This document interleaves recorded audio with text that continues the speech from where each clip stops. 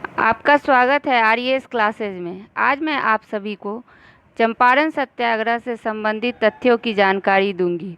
बिहार का चंपारण जिला 1917 में महात्मा गांधी द्वारा भारत में सत्याग्रह के प्रयोग का पहला स्थल रहा। चंपारण का आंदोलन एक शोषणकारी आर्थिक व्यवस्था के विरुद्ध असंतोष तथा प्रतिरोध का परिणाम था। उत्तर बिहार के तिरहुत प्रमंडल के चंपारण जिले में यूरोपियों ने बेतिया और रामनगर राज्य से अस्थायी या अस्थायी पट्टे पर जमीन लेकर नील की खेती आरंभ की एवं कोठियां स्थापित की। कर्नल हिक्की ने 12 में 1813 में नील की कोठी खोली, जबकि बाद में अन्य कोठियां तुरकोलिया, पिपरा, मोतिहारी तथा राजपुर में खुली। चंपारण के उत्तर पश्चिम भाग में यूरोपियों ने 1875 के आसपास बसना शुरू किया और इस प्रकार सारे जिले में अनेक कोठियां स्थापित हो गईं। इस क्षेत्र में अंग्रेज भूपतियों द्वारा किसानों का निर्मम शोषण किया जा रहा था। बेतिया राज ऋण के बोझ से लद गया था, जिसे मुक्त कराने हेतु उसके मैनेजर टी जीवन ने ब्रिटेन से 85 लाख पाउंड स्टर्लिंग ऋण प्राप्त किया। बेतिया राज ने कुछ यूरोपीय नीलों के हाथ मुकर्ररी तौर पर अपने जमींदारी के कुछ भाग का बंदोबस्त कर दिया। ऐसे ही नीलों को राज का ऋण चुका देने हेतु संरक्षित माल गुजारी देनी होती थी। रामनगर राज ने भी इसी प्रकार के मुकर्ररी बंदोबस्त किए और बाद में यूरोपीय नीलों ने कई बस्तियों के जमींदारी अधिकार खरीद लिए। चंपारण को शाह आलम द्वितीय ने अंग्रेजों को 1765 में दिया था। उस समय चंपारण बेतिया राज में पड़ता था, जिसमें 36 अंग्रेज ठेकेदार थे और 23 नील का व्यवसाय करते थे। यूरोपियन नीले उत्तर बिहार में दो प्रकार से नील की खेती करते थे, जिरात, असामी बाड़। जिरात के अंतर्गत अंग्रेज नीले अपनी सीधी देखरेख में अपने हल बैल की सहायता से नील की खेती कराते थे। इसके लिए रेयतों को नियुक्त करते थे, साथ ही अनेक रेयतों के हल बैल को अपने लिए सुरक्षित कर लेते थे। आसामी बाड़ के अंतर्गत यूरोपियन नीले रेयतों के द्वारा उन्हीं के खेत में नील की खेती कराते थे। इस व्यवस्था के अंतर्गत नील की खेती के 3 तरीके थे: 3 कठिया, कुर्तौली और खुश्की। इनमें सबसे अधिक प्रचलित 3 कठिया था, जबकि कुर्तौली के तहत रैयतों का सबसे अधिक शोषण होता था। 3 कठिया के अंतर्गत रैयतों को अपनी प्रति बीघा खेत में से 3 कट्ठे में अथवा कोठी के खेत में लंबी अवधि तक नील उपजाना पड़ता था। इसके लिए औपचारिक रूप से सट्टा के अनुसार उन्हें मूल्य प्राप्त करने का अधिकार होता था, जिससे नीलों को सर्वाधिक लाभ होता था। कुर्तौली व्यवस्था के अंतर्गत रैयत अपना सारा खेत एवं घर कुछ समय के लिए बंधक रख देता था। बंधक की अवधि उसके सारे जीवन या उससे भी आगे की हो सकती थी, जिसे वह ऋण चुका देने के उपरांत ही बच सकता था। खुश्की के अंतर्गत ऐसे रैयतों के साथ पट्टा किया जाता था जो नील कोठी के रैयत नहीं होते थे। चंपारण में यह व्यवस्था प्रचलित नहीं थी। अत्याचारों की इस दानवीय व्यवस्था के विरुद्ध बंगाल के नदिया और यशोहर जिलों के रैयतों ने 1859 में आवाज़ उठाई। हिंदू पेट्रियाट के संपादक हरीश चंद्र मुखर्जी ने पीड़ित किसानों का पक्ष लिया। बंगाल और बिहार में इसको लेकर व्यापक उत्तेजना फैली।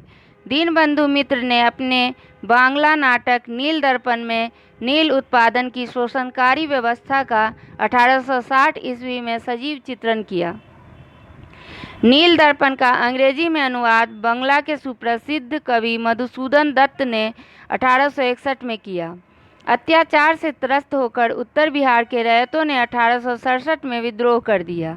विद्रोह की आग सर्वप्रथम लालसरैया कोठी में फूटी और वहां से पर उसके अनेक दूसरे स्थानों में फैल गई। हालांकि जर्मनी में कृत्रिम नील बनाने की प्रक्रिया का आविष्कार होने के कारण 1893 से लगभग 2 दशकों में बिहार में नील की व्यवसाय ह्रास पर था, लेकिन इससे रैयतों के कष्टों में कोई कमी नहीं हुई थी। ब्रिटिश सरकार ने चंपारण के पूर्व मजिस्ट्रेट W.R. गोरले को रैयतों की शिकायतों की जांच के लिए नियुक्त किया। गोडले 20 दिसंबर 1960 को बेतिया पहुंचा और पूरी छानबीन के बाद सरकार को अपनी रिपोर्ट सौंप दी, लेकिन केंद्रीय तथा प्रांतीय परिषदों द्वारा मांग किए जाने पर भी इस रिपोर्ट को प्रकाशित नहीं किया गया। फिर भी इस रिपोर्ट के कारण रैयतों को 1909 में 1 एकड़ नील के लिए 13 रुपया 50 पैसा मिलने लगा, जबकि पहले मात्र 6 रुपया 50 पैसा मिलता था।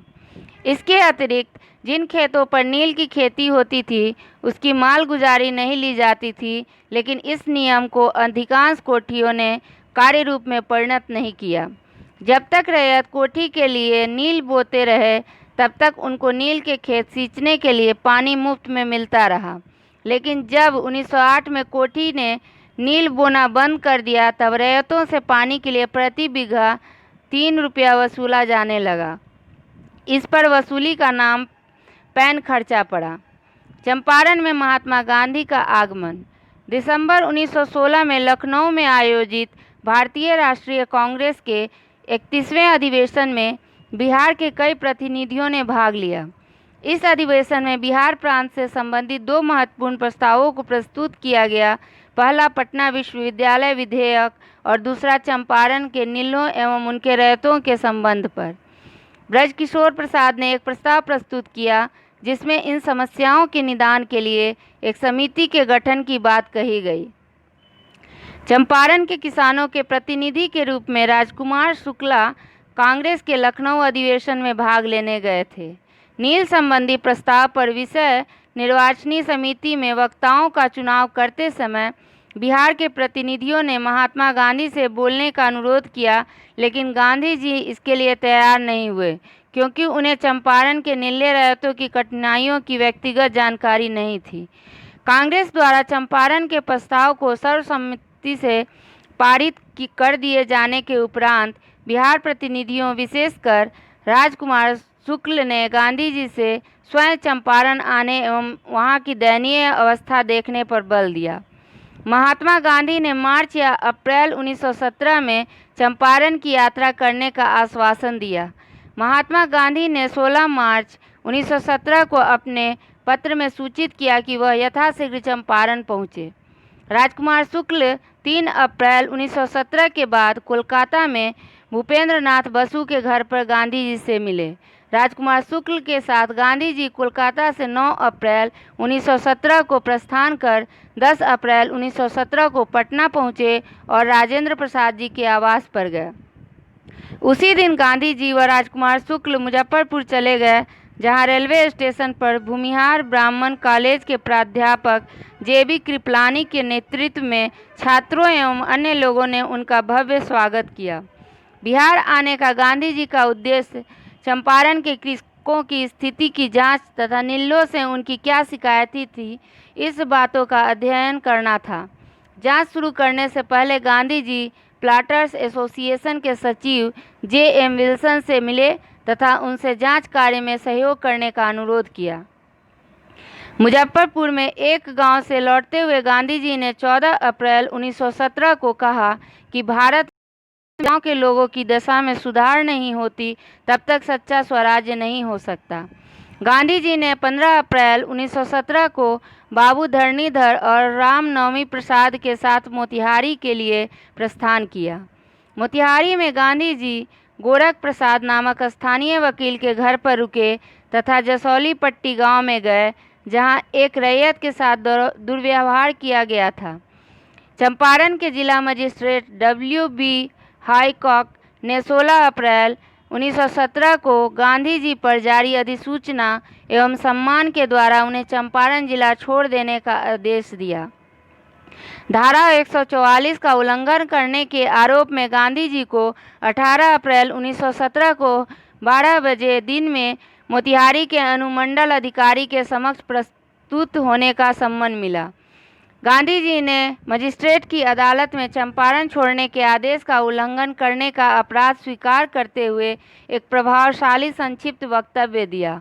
मजिस्ट्रेट ने अपने फैसले को 21 अप्रैल 1917 के लिए सुरक्षित रखा तथा इस बीच गांधी जी को 100 रुपये की जमानत देने को कहा, परंतु गांधी जी ने कहा कि उनका कोई जमानतदार नहीं है और ना ही वह जमानत दे सकते हैं। मजिस्ट्रेट ने उन्हें अपने शिनाख्त पर रिहा कर दिया। जिला मजिस्ट्रेट ने गांधी जी को 21 अप्रैल 1917 को एक लिखित संदेश भेजकर सूचित किया कि लेफ्टिनेंट गवर्नर ने उन पर से मुकदमा उठा लेने का आदेश दिया है। मजिस्ट्रेट ने यह भी लिखा कि वे प्रस्तावित जांच करने को स्वतंत्र हैं और अधिकारियों से जो भी सहायता वे चाहें ले सकते हैं। गांधी जी ने इस संबंध में लिखा कि देश को सविनय अवज्ञा का यह पहला प्रत्यक्ष सबक था। गांधी जी ने 22 अप्रैल 1917 को बेतिया के लिए प्रस्थान किया। बेतिया में गांधी जी ने ग्रामीण इलाकों में दौरा करके वास्तविक स्थिति से स्वयं को अवगत कराया। गांधी जी ने 13 मई 1917 को बिहार उड़ीसा सरकार के मुख्य सचिव को अपनी जांच रिपोर्ट सौंप दी। बिहार के तत्कालीन lieutenant governor Edward Albert Gait और एग्जीक्यूटिव काउंसिल के सदस्यों के साथ गांधी जी की रांची में 3 दिनों 4 से 6 जून 1917 तक वार्ता हुई। इसके परिणाम स्वरूप चंपारण में कृषि की स्थिति के जांच करने को एक जांच समिति की नियुक्ति की गई, जिसका नाम चंपारण एग्रेरियन समिति दिया गया। इस समिति के अध्यक्ष मध्य प्रदेश के आयुक्त FG स्लाई थे। महात्मा गांधी ने इसका सदस्य बनने में अपनी स्वीकृति इस पर दी कि वे जांच के क्रम में अपने सहकर्मियों से परामर्श करने को स्वतंत्र होंगे। इस समिति के अन्य सदस्य थे LC अदामी, राजा हरिहर प्रसाद, नारायण सिंह, DJ रीड एवं G रैनी। समिति की पहली बैठक बेतिया में 17 जुलाई 1917 को हुई। समिति ने 3 अक्टूबर 1917 को सर्वसम्मति से एक रिपोर्ट पर अंतिम सहमति दे दी तथा उसे बिहार सरकार के समक्ष 4 अक्टूबर 1917 को प्रस्तुत भी कर दिया। सरकार ने 18 अक्टूबर 1917 को इस आशय की अधिसूचना प्रकाशित कर दी कि समिति ने 3 कठिया तथा नील या कोई अन्य फसल उगाने को पूर्णतया समाप्त करने की अनुशंसा की। इस प्रकार गांधी जी का सत्याग्रह का प्रथम प्रयोग चंपारण में सफल सिद्ध हुआ। चंपारण आंदोलन में महात्मा गांधी के प्रमुख सहयोगी थे राजकुमार शुक्ल, राजेंद्र प्रसाद, ब्रजकिशोर प्रसाद, धरणीधर अनुग्रह नारायण सिंह, रामनवमी प्रसाद, मजहरुल हक, शंभू शरण आदि। गांधी जी ने चंपारण के बरहरवा लखनसेन नामक गांव में 14 नवंबर 1917 को पहला स्कूल स्थापित किया। शिव गुलाम लाल ने स्कूल के लिए अपना घर दान किया था। मुंबई से आए बवन गोखले और उनकी पत्नी अवंतिका बाई गोखले इस स्कूल के प्रमुख शिक्षक थे। गांधी जी द्वारा दूसरा स्कूल 20 नवंबर 1917 को भिटरवा गांव में खोला गया था। आज के इस वीडियो में इतना ही। ज़्यादा से ज़्यादा वीडियो के लिए हमारे channel RES class a hub of knowledge को सब्सक्राइब एवं शेयर करना ना भूलें।